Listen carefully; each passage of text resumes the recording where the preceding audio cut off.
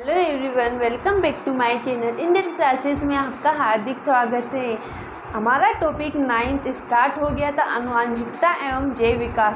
मैंने आनुवंशिकता और जैव विकास को बहुत डिटेल्स से समझाया है, तो आप पहले पार्ट 1 में जाके देखना, फिर पार्ट 2 पे आना। ठीक है, सारी चीज़ें मैंने इतनी अच्छे से समझाई है कि आपको एक बार देखने पर वीडियो आपको सब समझ में आने वाला है। आज का हमारा टॉपिक है मेंडल के वंशागति के नियम। मेंडल ने किस तरीके से मटर के पौधे पर प्रयोग किए, उन्होंने मटर के पौधे को ही क्यों चुना, ये सारी चीज़ें हमने पार्ट 1 में कवर कर ली है। तो प्लीज़ आप पार्ट 1 देखना, फिर पार्ट 1 पे नोट्स बना के फिर पार्ट 2 पे आना। तो हमारा सबसे पहला नियम है प्रभाविता का नियम है। इसने 3 नियम दिए थे। मेंडल ने कितने नियम दिए? 3 नियम दिए थे।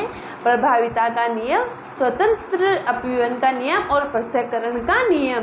तो ये सारे नियम बहुत ही इंपॉर्टेंट है, इन पे क्वेश्चन 100% पूछा जाता है। ठीक है, तो आते हैं सबसे पहले प्रभाविता का नियम। इस नियम के अनुसार जब परस्पर विरोधी लक्षणों वाले विरोधी यानी विपरीत लक्षण वाले एक ही जाति के 2 पौधों या जनकों के बीच संकरण कराया जाता है। मतलब इसके कहने का मतलब है, दोनों पौधों के लक्षण जब अलग अलग हो, जब दोनों पौधों के लक्षण अलग अलग हो तो उन पौधों के बीच संकरण कराया जाता है। तो उनकी प्रथम पीढ़ी की संतानों में विरोधी लक्षणों में से प्रभावी लक्षण तो प्रकट हो जाता है और अप्रभावी लक्षण दब जाता है। मतलब उन दोनों में जो विरोधी लक्षण प्रभावित होता है, जो ज़्यादा होता है, वो तो प्रकट हो जाता है, लेकिन जो लक्षण कम होता है या मिलता जुलता होता है वो लक्षण दब जाता है।